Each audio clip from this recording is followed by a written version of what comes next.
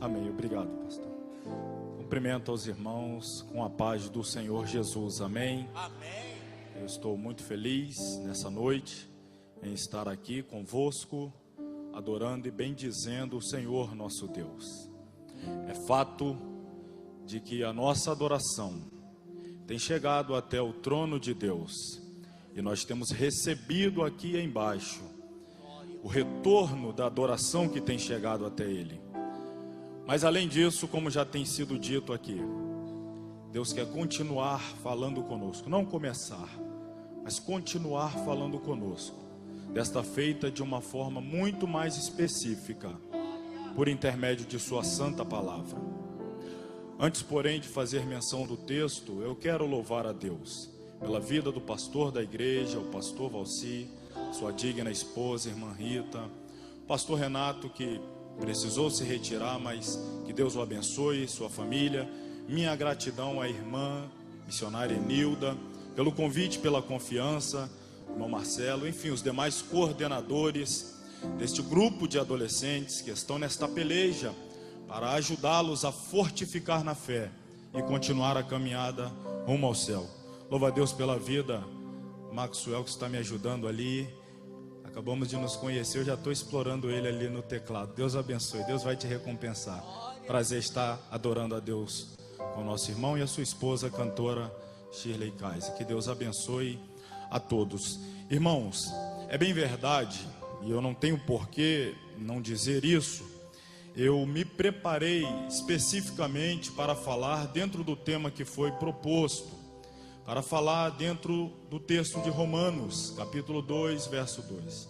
Alguns dias estudando, orando, buscando a Deus, para pregar esta palavra.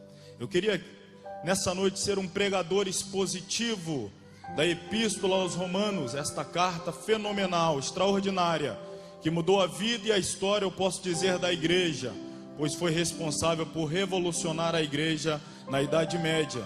Estou falando da carta que deu origem à Reforma Protestante. Poderíamos falar de muitas outras coisas, do entendimento desta epístola. E eu gostaria de pregar expositivamente, trazendo estas informações e esse acréscimo de conhecimento aos irmãos. Todavia, eu vi Deus usar aqui a cantora, a irmã Shirley, não como cantora, mas como profeta. E enquanto ela profetizava, Deus falava comigo ali: eu não gostaria que você hoje fosse pregador, eu gostaria que você também fosse profeta. Deixa um pouco de lado aquilo que você gostaria de falar e deixa eu falar com a minha igreja algo que é muito particular, que só eu e a minha igreja que aqui está sabemos, mas eu preciso falar com ela. Eu disse: Deus, a igreja é tua e eu também sou teu. Eu vou deixar o Senhor fazer como queres. Portanto, não lerei Romanos 12, mas se você pudesse colocar de pé e abrir a sua Bíblia no livro do profeta Jeremias, o capítulo que iremos mencionar para a nossa reflexão é o capítulo de número 2. Louvo a Deus pela vida da minha esposa, que aqui está, também da missionária Edna, que estão na intercessão por nossa vida, estão orando para que Deus nos use para te abençoar, para que Deus venha falar poderosamente ao seu coração. Jeremias capítulo 2.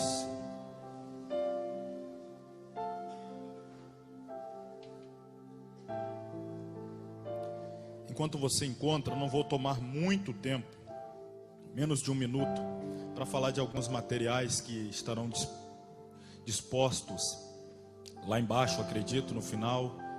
Eu tenho um livro que acabei de escrever, o mais recente, A Chamada Divina, o desafio de viver para a glória de Deus. E vamos ter lá embaixo também alguns DVDs de pregação, DVDs de mensagem, e com faixa bônus de trabalhos missionários. Nós já tivemos fazendo obra missionária na África, em Moçambique, no Haiti, e nós temos DVDs de mensagem com esses trabalhos missionários. Se alguém desejar adquirir no final, é apenas R$10. Mas vamos falar aqui a palavra de Deus. Capítulo 2, todos encontraram? Digam amém.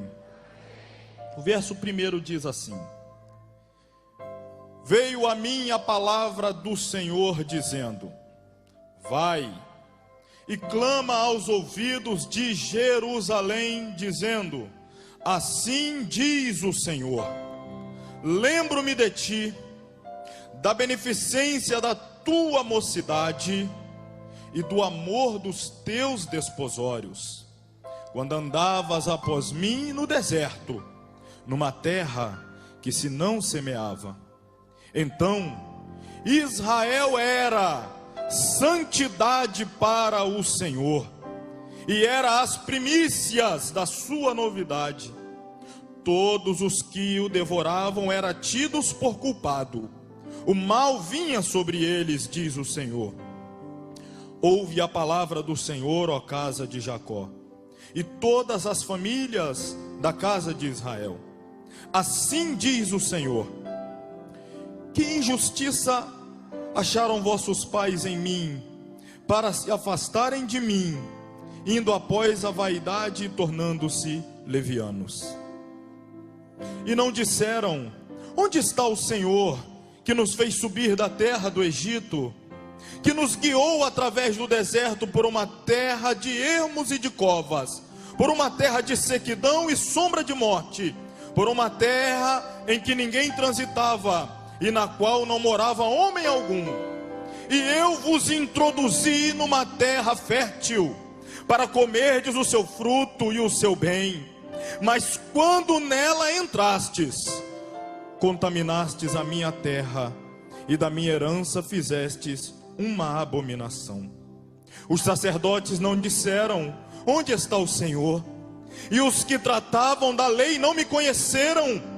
E os pastores prevaricaram contra mim, e os profetas profetizaram por Baal, e andaram após o que é de proveito nenhum. Portanto, ainda pleitearei convosco, diz o Senhor, e até com os filhos dos vossos filhos pleitearei. Porquanto passai as ilhas de Quitim e vede, e enviai a Quedar, e atentai bem, e vede se sucedeu coisa semelhante. E Deus pergunta: houve alguma nação que trocasse os seus deuses, posto não serem deuses? Todavia, o meu povo trocou a sua glória pelo que é de proveito nenhum. Espantai-vos disto, ó céus, horrorizai-vos, ficai verdadeiramente desolados, diz o Senhor, porque o meu povo fez duas maldades.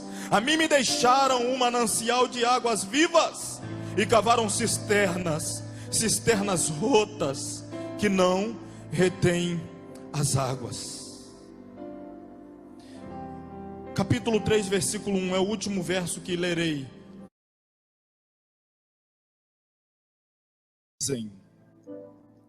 Se um homem despedir sua mulher, e ela se ausentar dele e se ajuntar a outro homem, porventura tornará a ela mais?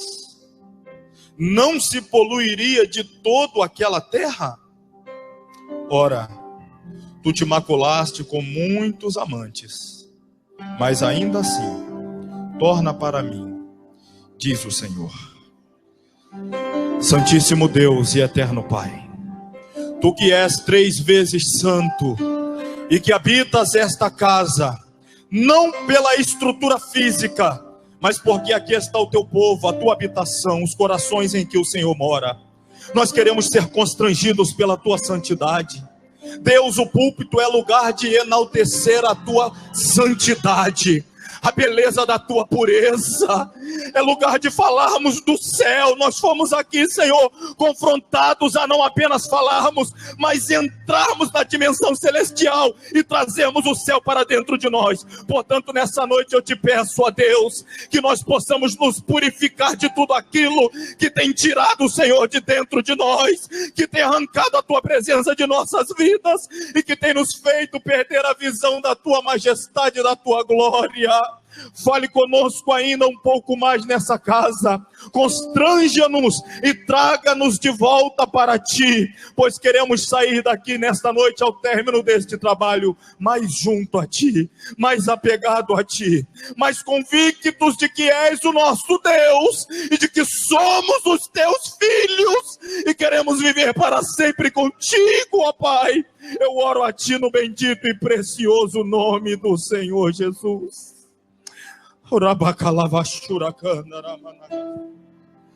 Podeis assentar.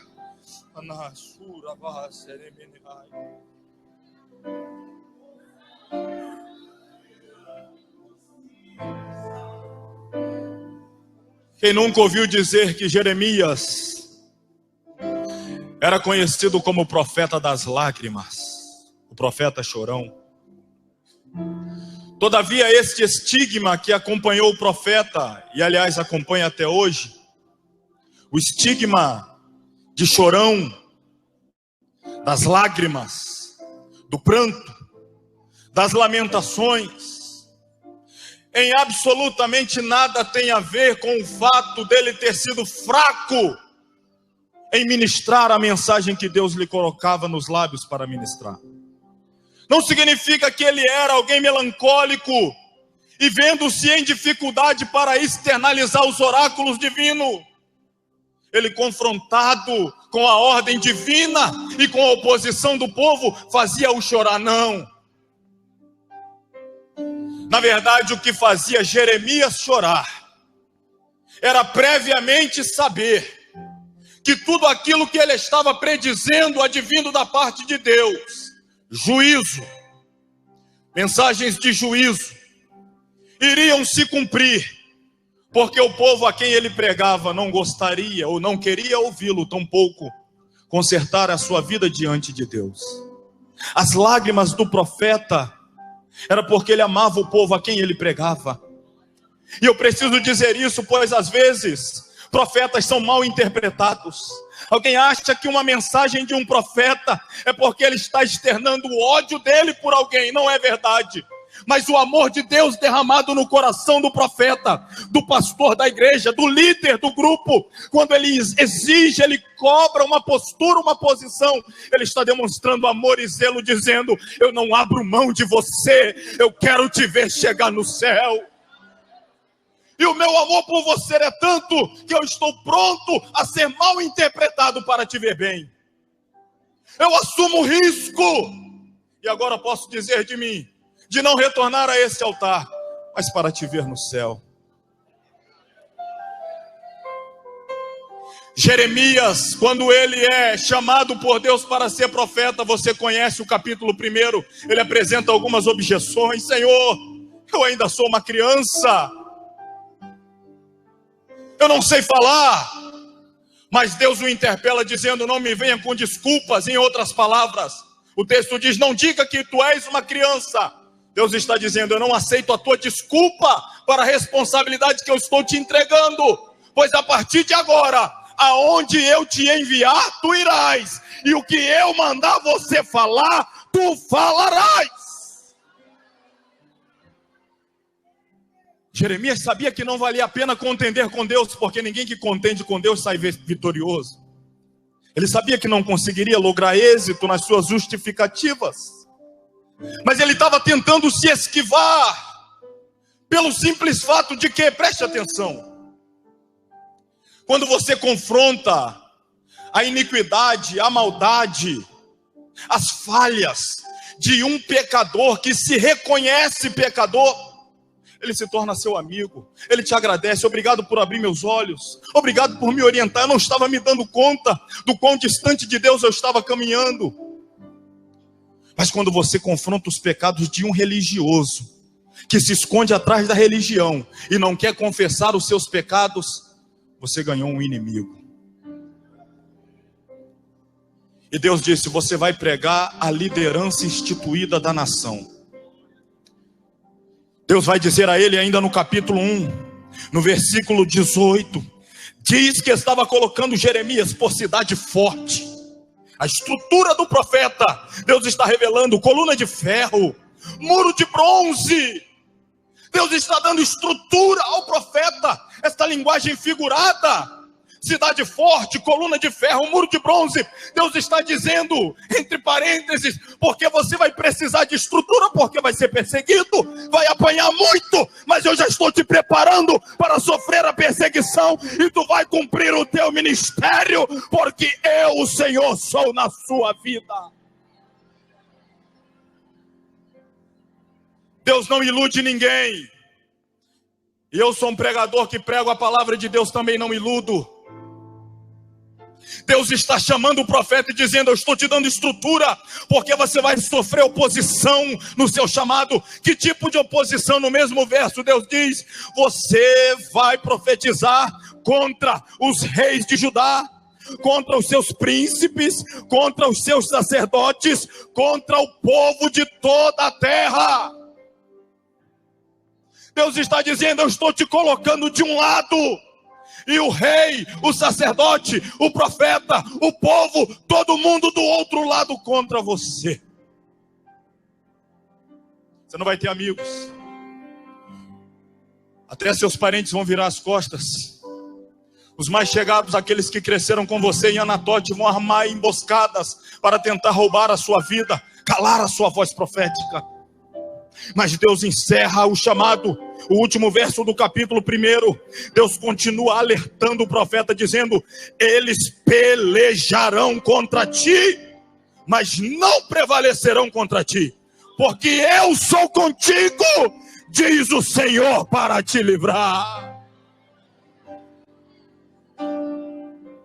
Deus está dizendo, e agora eu vou pegar um gancho para falar um pouco dentro do tema. Deus está dizendo: você pode escolher estar do lado de todo mundo, está bem com o profeta, está bem com o sacerdote, está bem com o rei, está bem com o povo, mas se você escolher o lado de cá, você vai ter Deus como seu inimigo.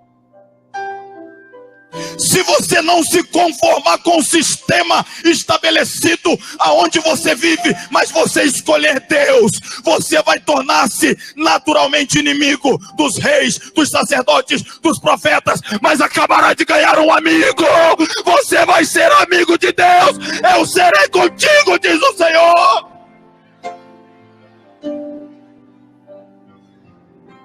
A questão é escolha. Eu quero estar bem com quem?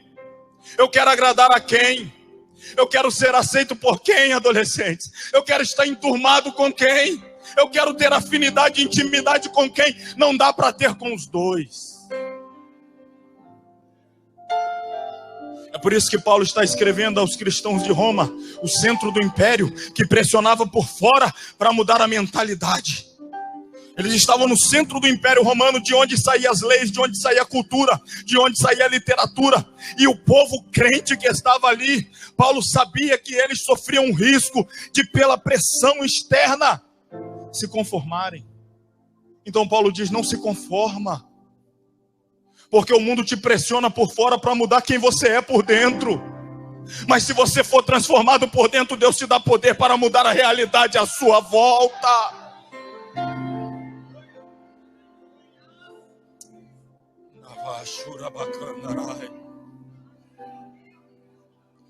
Conformar,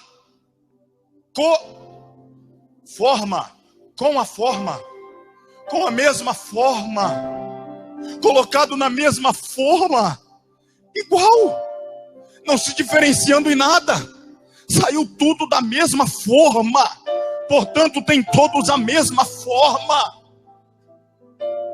O diabo, ele quer nos deformar, o conforme o mundo, na verdade, está aplicando a deformação que o diabo tem implementado no mundo. Por vezes, inclusive, fazendo uso das leis, da cultura, da música, etc. Só que para você entrar na forma do mundo, para ganhar a forma do mundo e ficar conforme o mundo, você está abdicando de ter a forma de Deus e sair da forma de Deus. Mas que forma é essa, irmão Márcio? Quando Deus criou a mim e a você, representados na pessoa do nosso ancestral Adão, a Trindade desceu e pegou o pó da terra, o barro, e do barro fez o boneco. Mas antes de fazê-lo, a Trindade conversando entre eles, que forma vamos dar a este que vai ser habitado pelo nosso Espírito?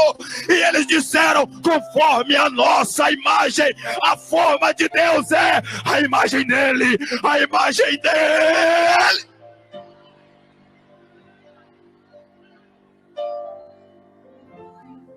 E quando a imagem dele está pronta, a forma, aí ele sopra dentro o Espírito. E o que é mais importante não é a forma externa. Vocês estão bonitos, mas isso não muda em nada a sua vida espiritual. O segredo é o que está dentro. Tem a nossa forma, então podemos depositar dentro o que tem dentro de nós, o nosso espírito.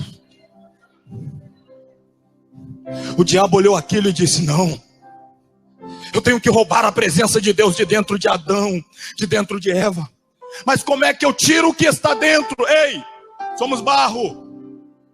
Alegoria bíblica, somos vaso de barro. O que qualifica ou o que valoriza o barro, o vaso de barro, é o conteúdo dele, é o que está dentro.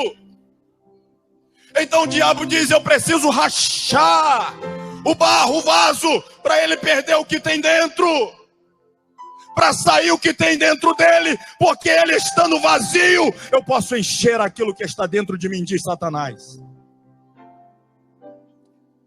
Eu não estou viajando não, irmão.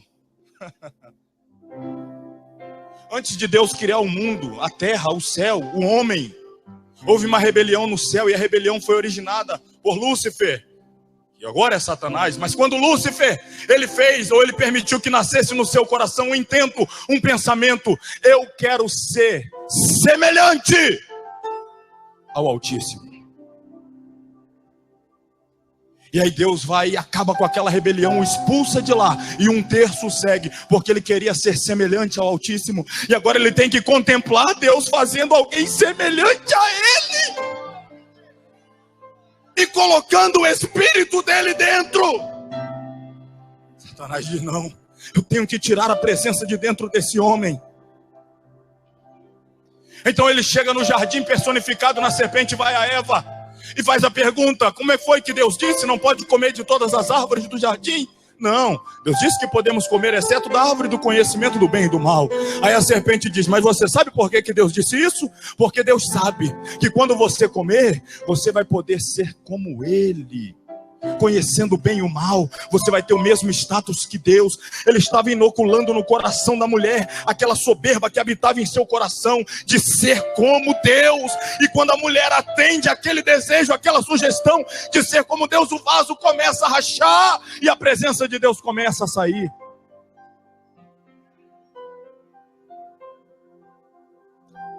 E Paulo sabe.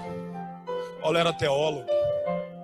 Daqui a pouco eu volto para Jeremias, mas Paulo sabe que nós somos feitos da argila, o barro, material maleável, que toma forma de qualquer forma onde é colocado, é modelável.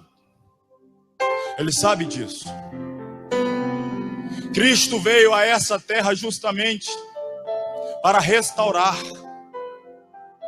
O oleiro divino desce aonde habitam os barros, os vasos que somos nós, para restaurar aquilo que o diabo destruiu. Então ele veio restaurar a imagem de Cristo, agora é impressa no regenerado. E quando isso acontece, quando a obra do Calvário é consumada, ele está dizendo, eu restaurei o vaso. E ele sobe ao céu e diz, Pai, agora pode soprar de volta o teu Espírito. E cumprindo-se o dia de Pentecostes, estavam todos no mesmo lugar, e o Espírito veio, como está aqui no nosso meio nessa noite.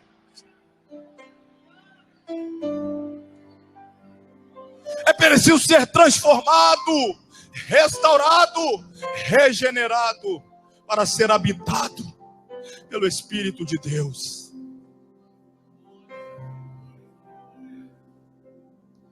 Para trazer dentro de si essa presença majestosa. E o diabo diz: vamos deformar, vamos deformar, vamos deformar, vamos fazê-lo semelhante a qualquer um deste mundo, para que ele perca a essência da presença de Deus mais uma vez. E o povo da época de Jeremias tinha caído no mesmo erro. Quando Deus tirou o povo do Egito, Deus ficou um bom tempo com o povo pelo deserto, para preparar a estrutura espiritual, psicológica, emocional do povo. Para quê? Para que em 40 anos de experiência com Deus no deserto, eles pudessem entrar na terra prometida, a terra de Canaã, mas não se adequassem ao modelo de culto, ao modelo de adoração, ao modelo cultural daquela terra, mas ao contrário, eles chegassem ali com capacidade de mudarem a realidade daqueles que habitavam aquela região. Então o deserto era para transformá-los, para fazê-los transformadores, para que quando eles chegassem na terra prometida, eles tivessem a capacidade de transformar a realidade daqueles que ali estavam. E o povo entra lá, Deus cumpre a promessa, coloca o povo na terra, o povo está habitando a terra, o povo está gozando da bênção da terra, o povo está enriquecendo na terra, o povo está prosperando na terra, o povo está crescendo, está construindo casas, está ampliando os limites do império dentro da terra. Mas o povo está ficando paulatinamente, bem devagar, igual ao povo daquela terra. Os mesmos costumes, a mesma idolatria, buscando os mesmos falsos deuses, as mesmas convicções, estavam completamente deturpados, tinham perdido o contato com o eterno, contato esse que foi moldado no deserto. E Deus já falou conosco aqui, que por vezes Ele nos leva ao deserto para nos dar experiências. E Deus moldou o povo no deserto e colocou na terra, e agora na terra prometida o povo estava como qualquer um daquela terra. Em nada mais lembrava o povo que um dia saiu do Egito e atravessou o deserto, dependendo única e exclusivamente de Deus. E aí Deus vai levantar profetas. Jeremias é mais um destes. E Deus só levanta profeta quando o povo está fora da linha que Ele determinou. Quando Deus dá uma ordem e o povo está andando na ordem de Deus, não há necessidade de Deus enviar profetas. Mas quando o povo vai se desviando do projeto ou do trajeto original, aí Deus levanta profetas para dizer: ei, não é por aqui, é por ali. Você está se desviando, está saindo da rota. Os profetas eram levantados para abrir os olhos do povo, despertá-los para uma realidade que eles estavam tão envolvidos, e aquilo era tão natural para eles, que eles não percebiam quão longe estavam daquilo que um dia foram na presença de Deus. Porque não aconteceu da noite para o dia, foi acontecendo naturalmente, as mudanças. 1 ano, 2, 3, 5, 10, foi acontecendo. E às vezes não percebe, mas Deus levanta alguém de fora, um profeta, para apontar. Está saindo da rota. E quando Deus levanta Jeremias, Deus diz: Jeremias, vá lá e profetiza. A primeira mensagem de Jeremias nós lemos, o capítulo 2. Deus dá uma ordem estratégica ao profeta: vá ao centro de Jerusalém, ou melhor, vá à porta do templo, num dia de festa, quando as caravanas das outras tribos estiverem vindo a Jerusalém para adoração, para o culto, para a festa, e você fica na porta do templo, no dia da festa, para pegar todo o povo e poder trazer uma mensagem para eles. Jeremias está lá, o povo está vindo, de repente Jeremias brada no meio daquele povo que estava vindo para o culto, que estava vindo cumprir liturgia, que estava vindo praticar religião.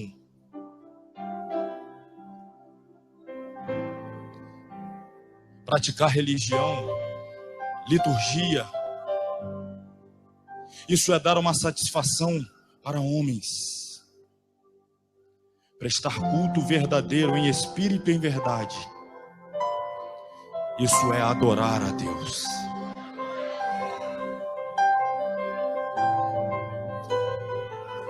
O povo cumpria as regras, os regimentos internos, mas tinha perdido a essência do contato, da comunhão, do relacionamento.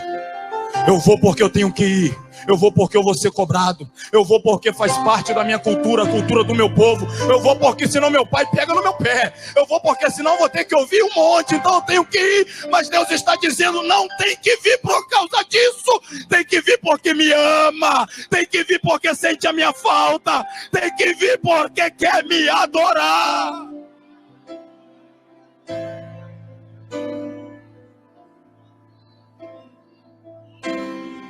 E o profeta se levanta. E agora? Eu não vou demorar muito. Mas eu peço, duplique, triplique, quadriplique a sua atenção. Porque eu me vejo agora como Jeremias diante do povo e ele está gritando assim. É claro que não é para todos, mas Deus sabe com quem está falando. O amor de Deus é extraordinário, que Ele sabe, irmãos, quem é que está forte espiritualmente e pode vir num culto como esse e ir embora, talvez sem ouvir uma palavra específica, mas tem alguém que está dizendo, hoje eu preciso falar com você, porque senão pode ser tarde demais. Aí ele diz para alguns, dá licença, hoje eu não vou falar muito com você, mas tem alguém que eu preciso falar hoje. De repente para você Deus tem uma palavra amanhã. Mas tem alguém aqui que Deus está falando com você hoje. E o profeta grita bem alto, assim diz o Senhor. O povo abre bem o ouvido, porque agora é Deus que vai falar. E a primeira palavra que o profeta diz, palavras de Deus é: lembro-me de ti. Lembro-me de ti. Pastor Valci, Deus está dizendo assim, na minha memória está arquivado um momento que está provocando saudade.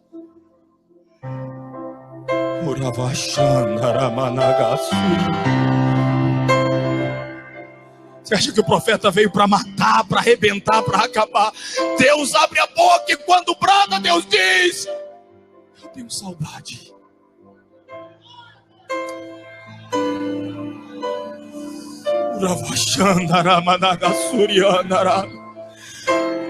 Eu estou com saudade. Está com saudade de quê? Aí Deus disse, eu me lembro da beneficência da sua mocidade, do amor puro, genuíno, total dos seus desposórios. Deus está dizendo, quando você era noiva e dedicava todo o amor, toda a devoção, toda a dedicação, Deus está dizendo, eu me lembro e estou com saudade.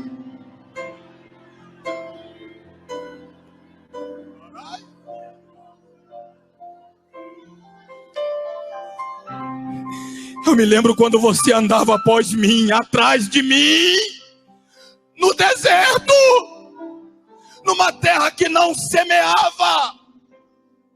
Deus está dizendo, o semeador, quando ele planta uma semente, ele tem expectativa de que aquela semente vai germinar, vai dar fruto, e ele pode colher o fruto daquela semente que ele plantou. Então a expectativa dele está em algo que ele fez. Mas Deus está dizendo, eu tenho saudade quando você não fazia nada. 100% das suas expectativas eram direcionadas a mim.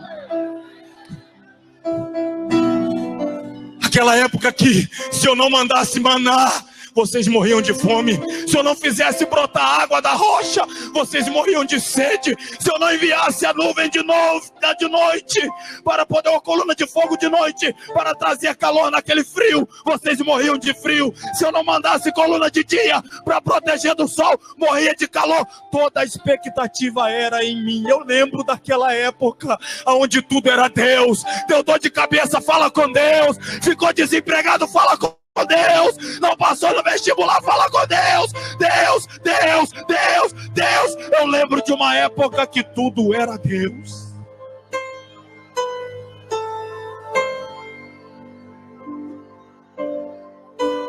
Tudo era Deus. Hoje os contatos do meu celular, não.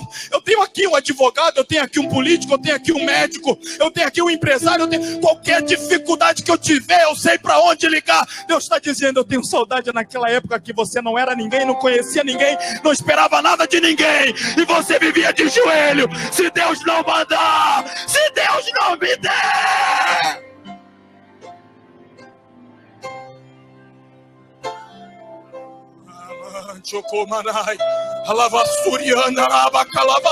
Essa saudade está sendo brotada também no seu coração. Você também sente falta daquele tempo.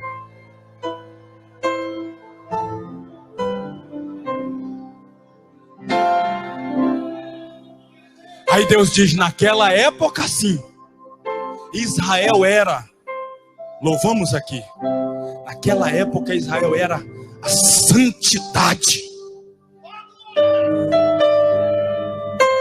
Não era santo, era a personificação da santidade.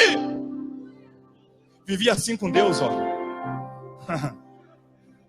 Naquela época, aí Deus diz assim, quando algum inimigo vinha contra vocês, eu já bati o martelo no tribunal do céu, sentenciava culpado, eu mesmo ia contra eles e devorava, porque vocês eram a menina dos meus olhos.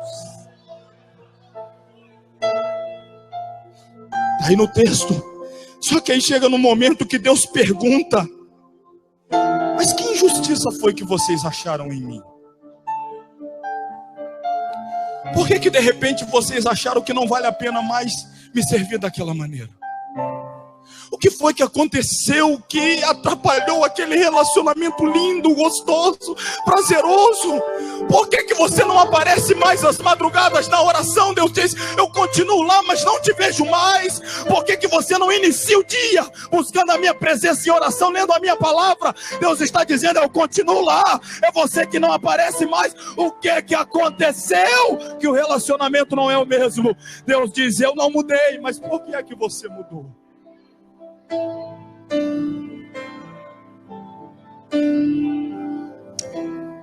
Eu vos introduzi numa terra fértil, com muito fruto. Eu abençoei vocês com toda sorte de bênção. E sabe o que vocês fizeram? O profeta está dizendo ao povo: vocês me abandonaram. Aí ele faz a seguinte pergunta: pede para o povo se levantar e ir viajar até as ilhas de Quitim, no mar Mediterrâneo.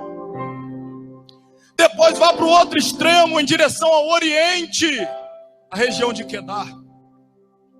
Vá de leste a oeste, do Oriente ao Ocidente. Percorra de um lado ao outro e pergunte por onde você passar. Pesquise, interrogue, procure saber se houve alguma nação que abandonou o seu Deus, posto não ser Deus. A resposta: ninguém trocou de Deus, apesar de servirem deuses que não são deuses. Aí Deus: pois é, o meu povo me abandonou por coisas que não têm valor nenhum. Eu fui substituído por algo que não tem valor. Tem preço, mas não tem valor. O meu povo fez duas maldades. Primeira, a mim me deixaram o manancial de águas vivas.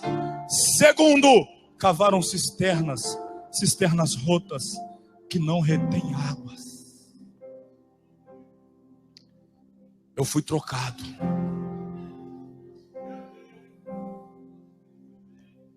Sabe o que eu vim dizer aqui?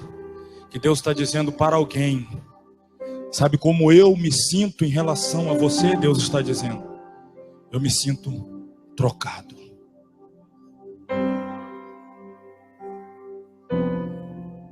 Eu não sou mais o primeiro. O único nem se fala, mas não sou mais o primeiro.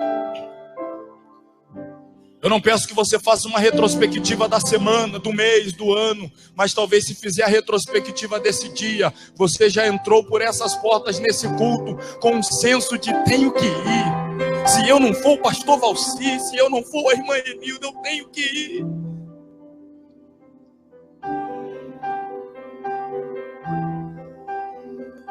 E Deus está dizendo, eu estou me sentindo trocado. O relacionamento que Deus estabeleceu com Israel era de esposo e esposa. E ele, como esposo, supriu todas as necessidades da esposa. Ele supriu a terra, ele deu a casa, ele deu a comida, ele deu as vestes, ele providenciou tudo, ele deu proteção, expulsou os inimigos, protegeu, cumpriu o papel de marido, o que o marido esperava da esposa, respeito. Ele não teve respeito. Aí ele vai dizer, eu fui trocada não por um, não por dois, não por três, por todos os deuses das nações. Eu fui trocado por todos eles. Qual foi o Deus, com D minúsculo, o Deus desse século? O Deus da conectividade, o Deus da tecnologia. Qual é o Deus que roubou o lugar do verdadeiro Deus na sua vida? Quem dera você desse o dízimo no tempo que você usa no Facebook para Deus, o dízimo, quando na verdade deveria dá-lo todo.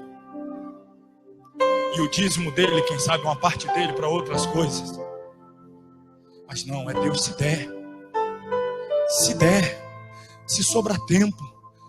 Assim é o mundo, mas não é assim os transformados. Somos estranhos, irmãos. Somos diferentes. Qual foi a última vez que alguém te elogiou, te chamando de quadrado? Qual foi a última vez que você recebeu a graça de ouvir de alguém? Você parece que não é desse mundo. Você está muito integrado. Nós, por vezes, estamos muito integrados. E nessa noite Deus está dando uma oportunidade, abrindo uma porta, escancarando, arrancando a porta, para chamar de volta um relacionamento verdadeiro, sincero, de prioridade. Eu peço que a igreja se coloque de pé.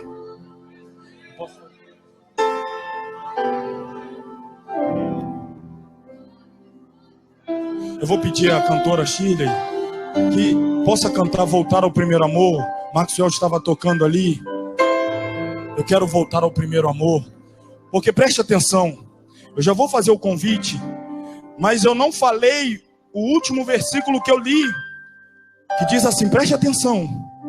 Deus está falando, eles dizem, o povo, a nação, que se um homem que despediu a sua mulher, e ela se ausentar dele e se ajuntar a outro homem. Preste atenção, Deus está dizendo, um homem, pela lei, que a sua mulher o deixa e se junta a outro homem, divorciou-se dele e casou-se com outro. Aí Deus diz assim, porventura ela pode voltar ao primeiro marido, voltar a ter comunhão com ele, voltar a ter intimidade, casar-se de novo com ele? Deus diz, não. Se isso acontecer, a terra ficaria contaminada, poluída. Mas ele termina assim, ora, tu, Israel, Judá, meu povo, te contaminaste com muitos amantes. Não um, não dois, não três, muitos. Me trocou por muitos. E pela lei eu poderia te apedrejar, te sentenciar à morte, mandar juízo, porque eu fui trocado. Mas Deus diz assim, ao invés de te apedrejar e te matar, tu te contaminaste com muitos amantes. Mas ainda assim diz o Senhor, volta para mim.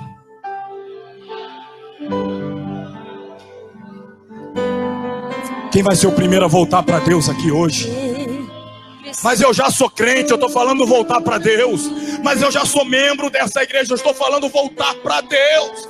Mas eu faço parte do conjunto, eu sou regente, eu sou coordenador. Deus está te chamando de volta para Ele. Comunhão de volta com Ele. Intimidade, quem vai ser o primeiro? Quem vai ser o segundo, o terceiro? Deus está dizendo, volta hoje. Corre agora, eu quero te abraçar. me arrependo, Senhor. Eu quero voltar ao primeiro amor, ao primeiro amor. Eu quero voltar a Deus. Eu quero voltar ao primeiro amor, ao primeiro amor. Eu quero voltar a Deus.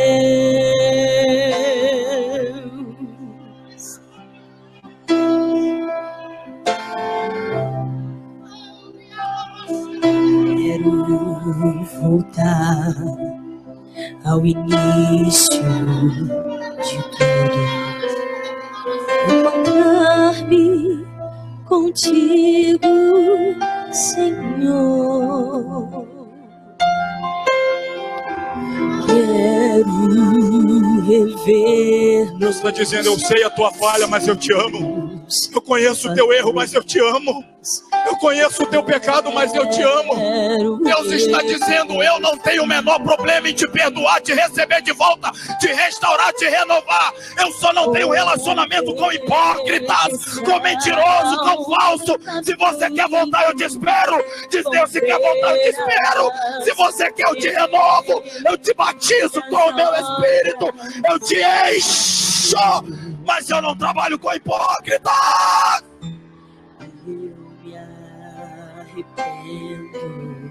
Senhor, me arrependo, Senhor, me arrependo, Senhor. Eu quero voltar ao primeiro amor. Eu quero voltar àquele tempo, Deus. Primeiro amor. Eu também tenho saudade dele. Voltar a Deus. Eu quero voltar ao primeiro. Depois desse culto, eu não vou correr para qualquer atividade. Eu vou voltar para Deus. Eu vou sair daqui pro meu quarto, pastor Valci, para Deus. Eu vou voltar para Deus, para receber mais de Deus, ouvir mais de Deus, sentir mais de Deus, transbordar Deus. Voltar ao primeiro amor, ao primeiro amor.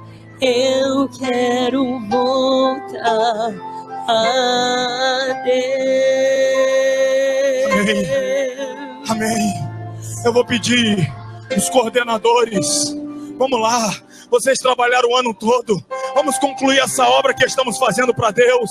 Vamos lá. Me ajudem aqui abraçando esses jovens, esses adolescentes. Venha, venha, você coloque a mão sobre um deles. Abrace alguém. Eu vou fazer algo aqui. Eu sei que eu tenho liberdade, pois é o Espírito de Deus. Eu quero chamar você, pai. Eu quero chamar você, mãe. O teu filho está aqui chorando. A tua filha está aqui chorando. Vem aqui abraçar ele. Vem aqui abraçá-la. Diga: filho, vai ser diferente. Eu vou te ajudar. Nós vamos orar juntos. Nós vamos voltar.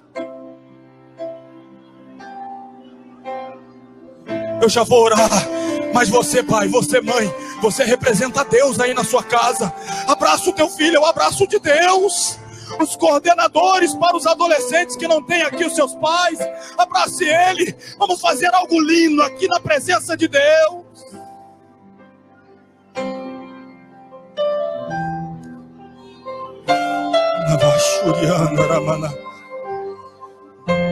Estou vendo aqui um banho de lágrimas, um mover do Espírito. No meu jardim, tranquei a porta, abri meu coração. Pai, grita, geme, chora. Grita bem alto, peça perdão, se humilhe. Você está voltando para Deus. lágrimas, gotas de adoração. Senhor, não quero que os meus olhos percam o brilho do primeiro amor por ti. Não quero que em mim se perca o desejo de te adorar. Vem, Senhor, e me resgata todos os dias, só pra te adorar. Quero ser seu perfume, primeira essência, jardim particular.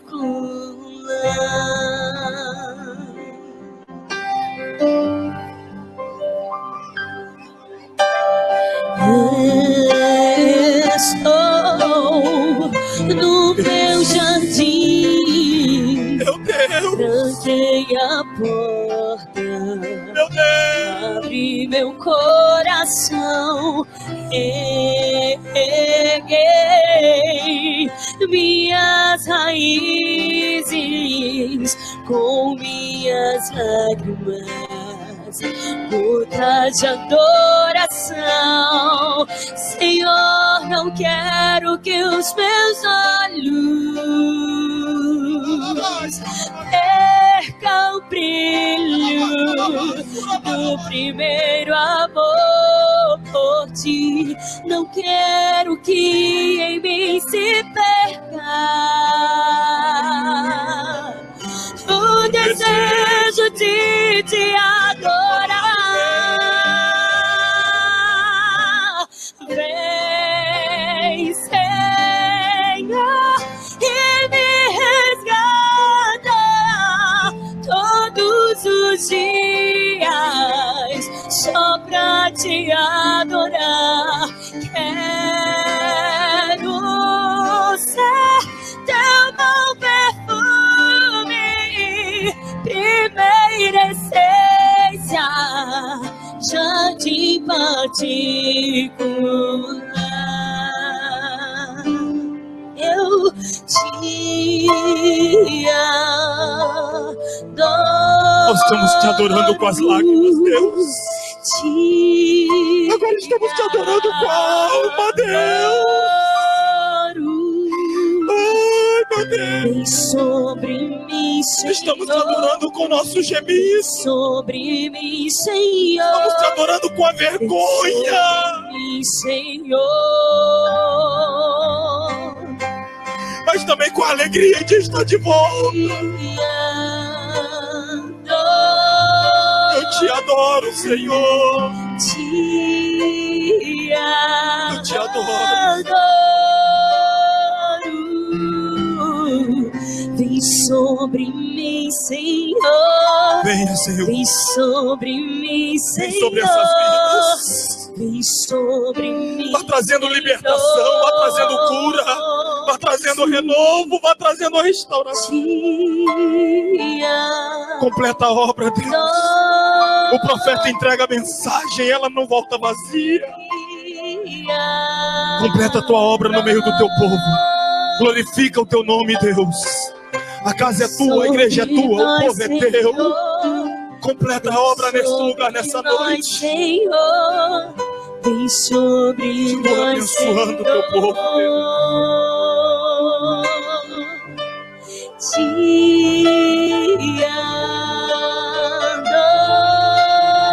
adoro, te adoro. Vem sobre nós, Senhor. Vem sobre nós, Senhor. Vem sobre